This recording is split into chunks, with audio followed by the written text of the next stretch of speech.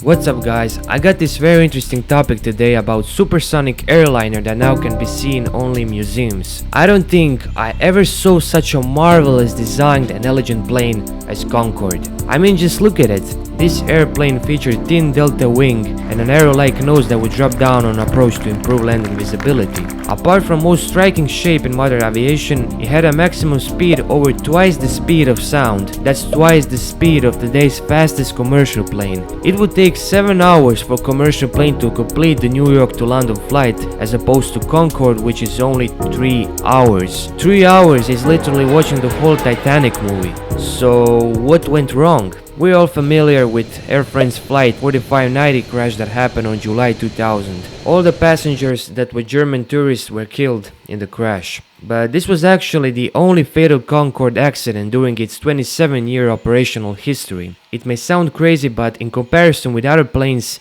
that's actually a good safety record. Now, I'm not a plane crash investigator, so I won't go into details about the crash, but I believe many people think crash led to Concorde retirement, but there were few more reasons. Ticket price from New York to London was $7,995. That's more than 30 times the cost of the cheapest option to fly this route. On the day of the most popular concert, the Live Aid, Phil Collins, after performing in England, had only few hours to make another appearance in Philadelphia. He was one of the famous guys that crossed the Atlantic on a Concorde. This aircraft's speed and luxury service could afford mainly wealthy passengers.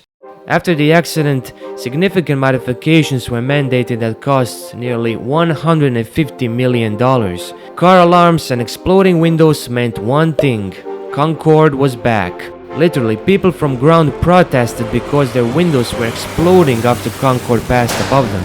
State resulted America ruling out supersonic flights across the states, limiting it above the ocean. The first flight with passengers after the crash accident took place on morning of September 11th, just a few moments before surreal images. Terrorist attacks had a severe impact on the number of people choosing to fly. For Concorde retirement, Air France and British Airways blamed low passenger numbers and rising maintenance costs. This particular plane burned 2 tons of fuel, and with less than 100 passengers following July 2000 crash and slump in air travel, ticket prices were rising as high as $12,000.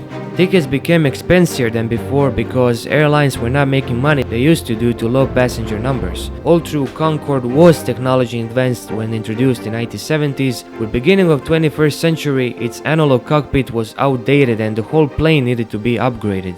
The manufacturer Airbus stopped supporting Concorde in 2003. Last passenger flight was on October 24, 2003, with many famous celebrities on board, including Christie Brinkley, Billy Joel's ex-wife known as Uptown Girl. On November 26, 2003, Concorde made its last flight, returning to the airfield near Bristol in England. Moment was witnessed by cheering crowds. It was a small step for a man, but a huge leap backwards for mankind. I think the biggest reason of retirement was money. After people became so scared of flying after 9/11, airlines couldn't sell enough tickets to cover their costs. Even though planes are considered safer than cars, in the early 2000s everybody thought vice versa. So that was the video. I found this as a very interesting topic, hopefully you guys as well. I made videos about Twin Towers and felt of Concorde as something familiar to talk about. Well, at least we'll still get to see Concordes in museums, while Twin Towers are forever gone. Two icons born in the 70s and gone at the same time.